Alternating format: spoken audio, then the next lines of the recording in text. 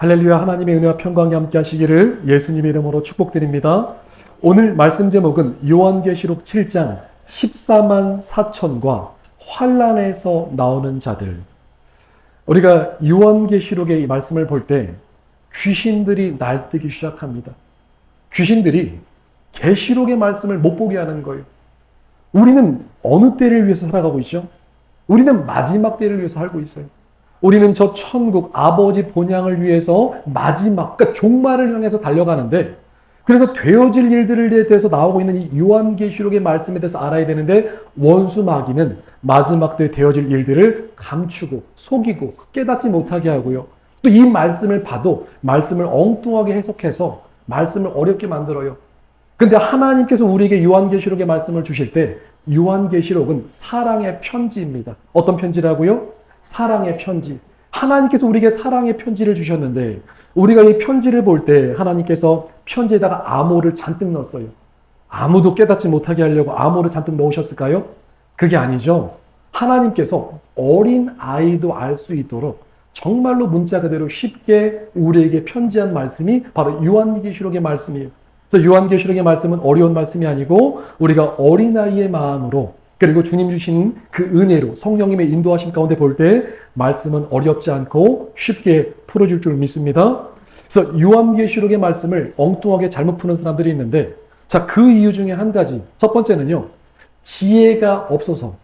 지혜가 없으니까 성경을 잘못 푸는 거예요. 자, 여기서 지혜라는 것은요. 보는 눈과 듣는 귀와 깨닫는 마음을 말씀하는데 지혜를 한마디로 요약하면 성령님을 말씀하는 거예요.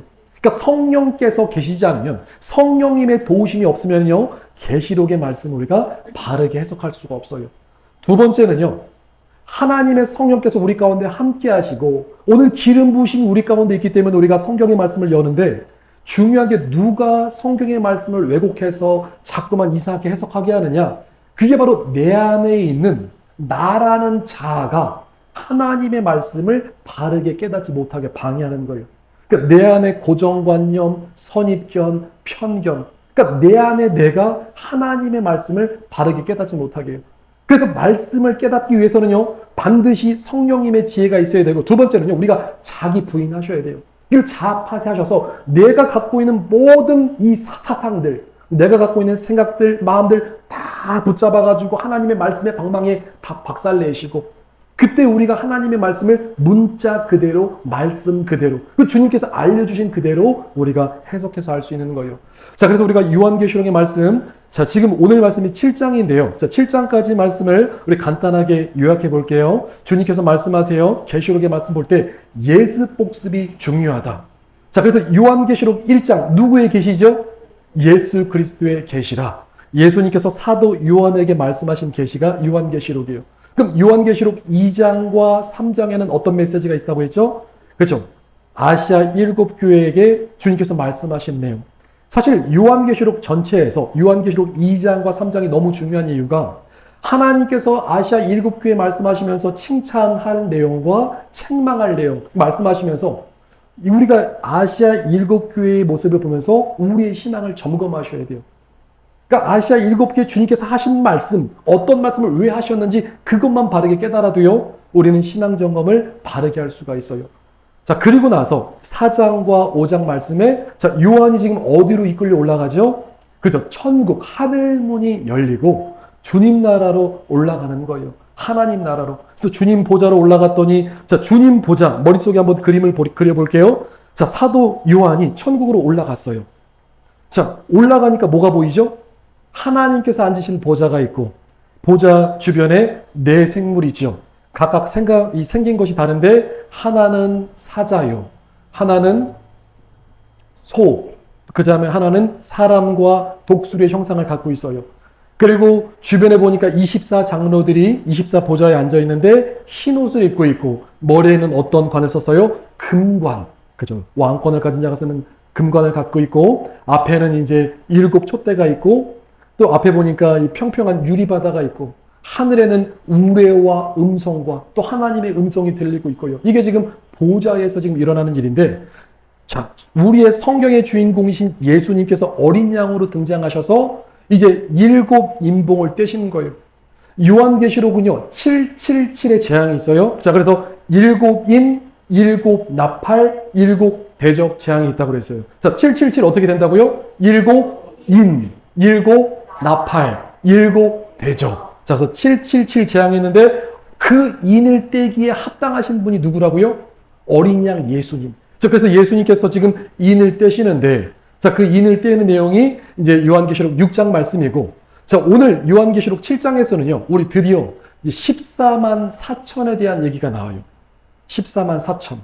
그리고 또 어떤 부류가 나오냐면요, 크게 두 부류가 있는데, 하나는 14만 4천, 이스라엘을 말씀하고 있고요. 또 한 부류는요, 환란에서 나오는 자들. 그러니까 환란에서 나오는 자들. 그래서 두 부류의 말씀을 하고 있어요. 자, 그래서 우리가 이 요한계시록의 말씀, 지금까지 이 시나리오를 우리가 머릿속에 기억하시고요. 오늘 이 말씀을 나누기 전에 제가 지난번에 7 인봉에 대해서 함께 말씀을 나누는데 그 부분에 대해서 아직도 헷갈려 하시는 분들이 많이 있더라고요. 자, 그래서 그 부분을 조금 다시 정리해서 드립니다. 자, 여기서 중요한 포인트가 아직 우리는 환란의 시대, 지금 7년 환란의 시대에 들어왔어요? 안 들어왔어요? 아직은요, 환란의 시대에 들어온 게 아니에요. 어떤 사람들은 지금이 뭐 6째 인이 떼어졌다. 어떤 사람은 지금 뭐 나팔 시대, 뭐 이렇게 말씀하시는데 아직은요, 이 7년 환란이 시작도 한 게 아닌 거예요. 자, 7년 환란이 언제부터 시작된다고 그랬죠? 누가 등장하면은, 그쵸? 다니엘서 9장 27절 말씀에도 있지만 적그리스도가 등장해서 7년 평화 조약을 맺을 때부터 7년 환란이 시작되는 거예요. 그럼 그 7년 환란의 시작을 요한계시록에서는 어디서 말씀하고 있냐? 그것이 이제 요한계시록 6장에 첫 번째 인을 떼실 때 첫 번째 말이 나오죠. 말 탄 자, 흰말 탄 자. 그가 바로 적그리스도를 말하는 거예요. 적그리스도는요, 시대마다 존재했는데 성경에서 말씀하는 최후 적그리스도가 있어요. 마지막 적그리스도, 최후 적그리스도. 그가 바로 요한계시록 6장의 처음에 흰말 탄 자. 그가 이제 적그리스도. 이제 그때부터 시작해서 7년 환란이 시작되는 거예요. 근데 그럼 지금 환란이 시작된 거예요? 시작 안 된 거예요? 아직은 환란이 시작된 게 아니에요. 근데 수많은 신학자들이나 성경학자들이 이제 성경을 해석하면서 이거는 다 앞에, 그러니까 이 인에 대한 말씀을 상징으로 해석했기 때문에 지금 벌써 인시대가 지났대요. 어떤 사람은 지금이 뭐 6째 인시대다. 어떤 사람은 지금 뭐 나팔 재앙 시대다. 이렇게 말씀하시는데 이것은 우리가 논리적으로 생각해도 성경적인 게 아니에요. 자, 왜냐면은 우리가 그 인 재앙을 보더라도요. 자, 첫 번째 인의 흰말, 그 다음에 이제 붉은 말 나오고 검정 말 나오고 청황색 말이 나오면서 전쟁이 있고 기근이 있고 땅 4분의 1이 죽지요. 근데 그런 역사가 지금 인류 역사 이래로 있었을까 없었을까? 없었어요. 물론 뭐 두 번째 말, 또 이 붉은 말 하면 전쟁의 역사는 있었죠. 기근의 역사도 있었죠. 근데 네 번째 말, 청황색 말, 땅 4분의 1이 죽는 역사는, 그런 역사는 지금까지 없다는 거예요. 과거에 14세기에 여러분들 흑사병이라고 아시죠? 흑사병이 그때 이제 창궐 했을 때 흑사병으로 죽은 자가 대략 많게는 2억 명 정도라고 그래요. 2억 명. 근데 그 2억 명이라는 숫자도 전 세계 인구로 보면은 대략 한 15%. 그러니까 땅 4분의 1이 죽었던 적이 없던 거예요. 우리가 알고 있는 2차 세계대전. 2차 세계대전도 사망자가 몇 명인 줄 아세요? 대략 한 7천만 명 정도. 근데 그것이 전체 인구로 합산하면은 대략 한 3%.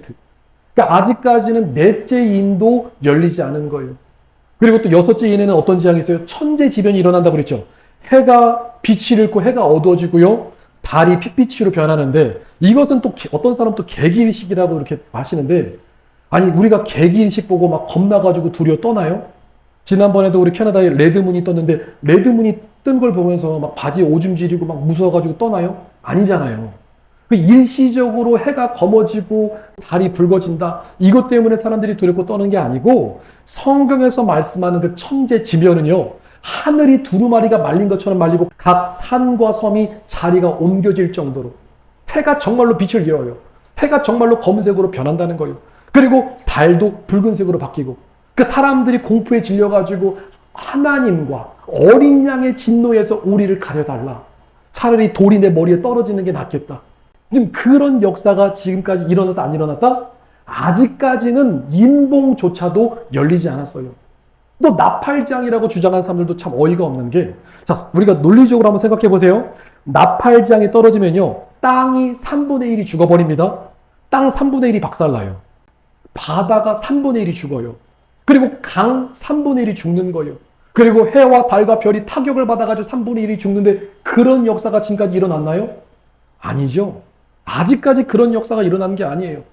그럼 그렇게 해석하는 사람들은 성경을요, 아전 인수격으로 해석하는 거예요. 어떤 때는 문자로 해석하고, 어떤 때는 상징으로 해석하고. 아니, 지금까지 이런 역사가 일어난 적이 없어요. 그렇기 때문에 아직은 지금 7째 인봉의 첫 번째 인도 열리지 않았다. 근데 조만간 그때가 다가오고 있기 때문에 우리는 지금부터 믿음으로 준비해야 될 줄 믿습니다. 자, 그래서 가장 지혜는 우리는 미리 준비돼서 휴거돼서 올라가야 될 줄 믿습니다. 자, 그리고 오늘 말씀 계시록 7장 말씀이요, 너무나 심플한 말씀이에요. 계시록 7장은요, 크게 두 부류의 사람들이 있는데, 자, 첫 번째 부류는 14만 4천을 말하고 있죠. 14만 4천이 있고, 또 한 부류는요, 환란에서 나오는 자. 그래서 오늘 말씀 제목이 14만 4천과 환란에서 나오는 자. 자, 그래서 1절 말씀 보니까 이 일 후에, 지금 계시록의 시간순으로 진행되고 나와 있죠. 이 일 후에 내가 내 천사와 땅 내 모퉁이에 선 것을 보니 땅의 사방의 바람을 붙잡아 바람으로 하여금 땅에나 바다에나 각종 나무에 불지 못하게 하더라. 지금 4명의 천사가 땅 모퉁이에 서 있는데, 이 천사는요, 바람을 붙잡는 천사, 힘이 강력한 천사예요. 근데 이 바람은요, 좋은 바람이 아니고 재앙의 바람이에요. 그러니까 하나님께서 정해진 시기가 이르기까지 바람을 붙잡고 있는 천사예요. 그러니까 어마어마한 재앙이 온다는 거예요. 지금 4명의 천사가 모퉁이에서 바람을 붙잡고 있어요.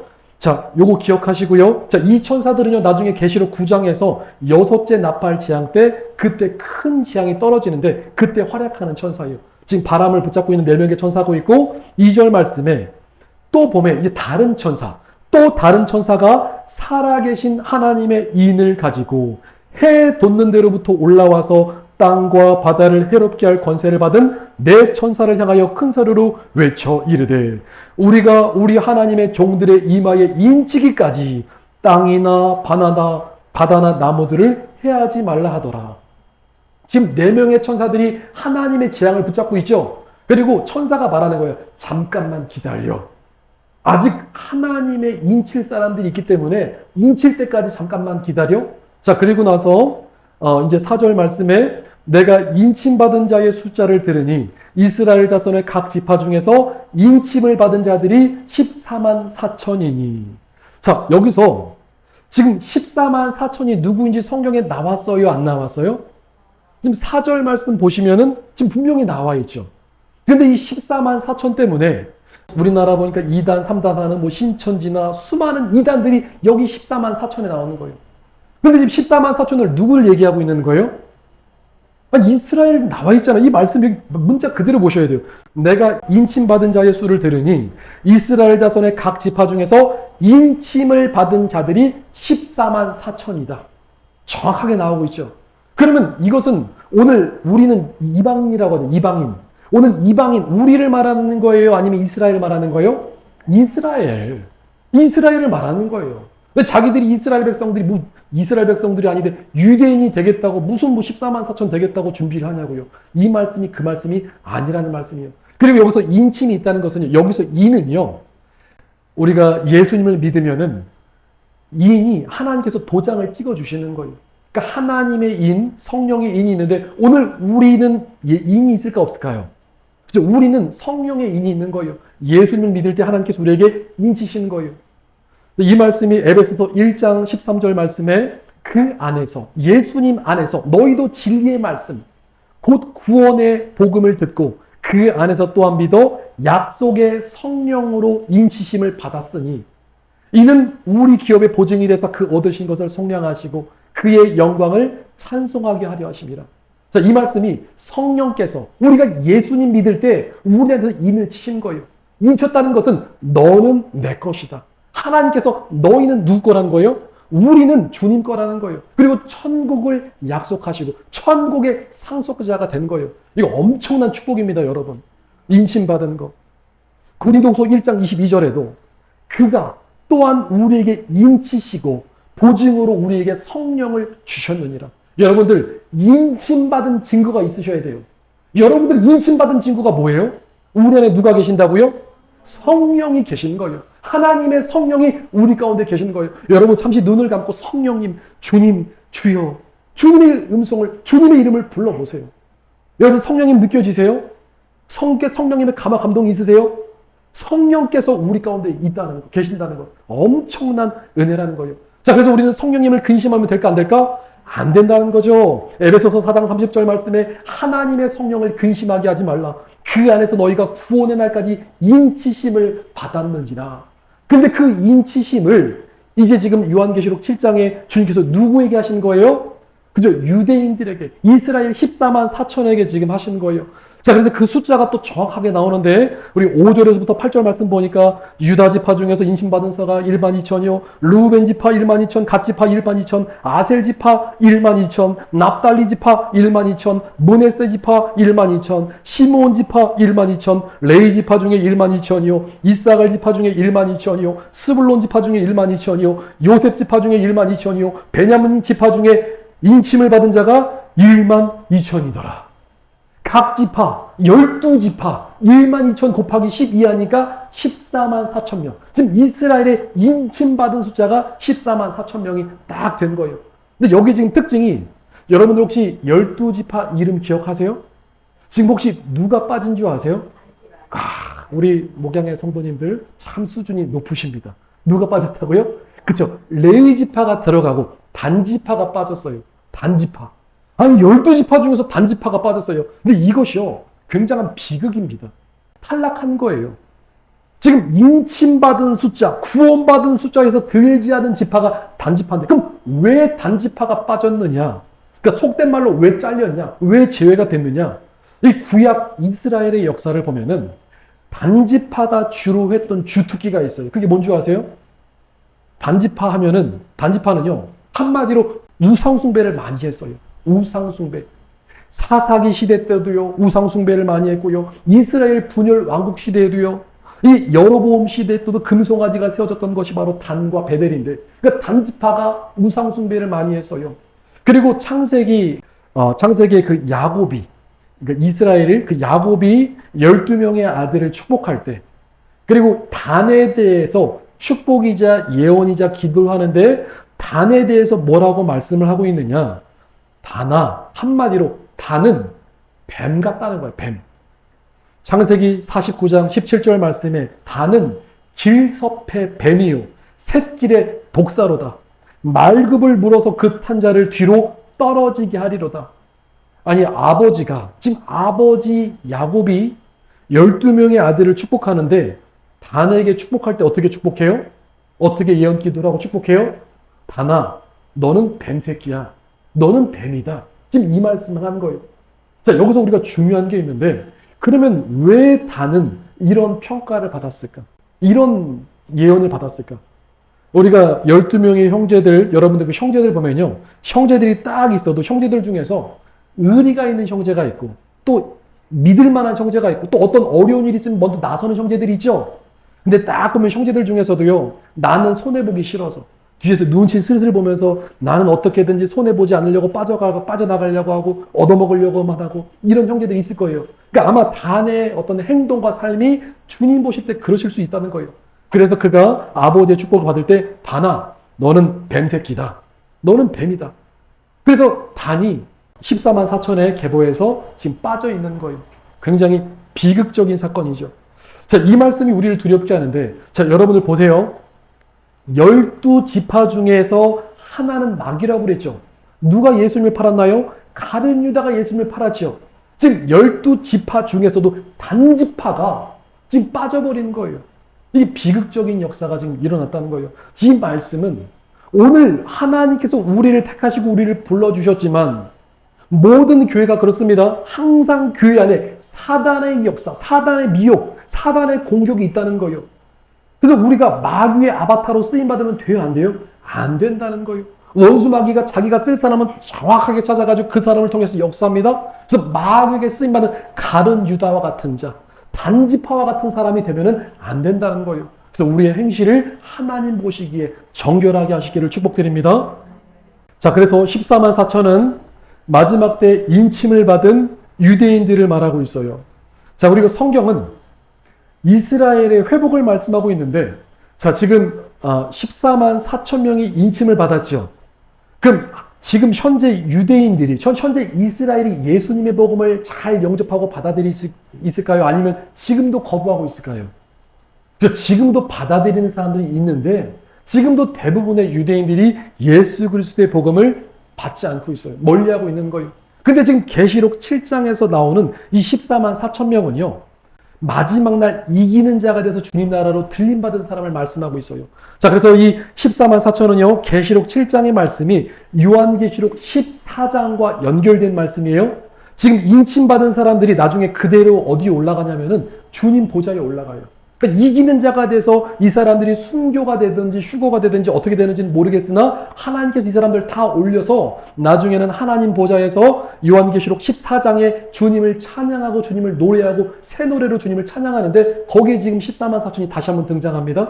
자, 그래서 요한계시록 7장과 14장이 연결되어 있어요. 그래서 7장에서는 이 사람들이, 이스라엘 백성들이 인침을 받았고, 이제 14장에는 이제 14만 4천 명이 승리해서 이긴 자로 천국에 올라가서 거기서 주님을 찬양하고 있어요.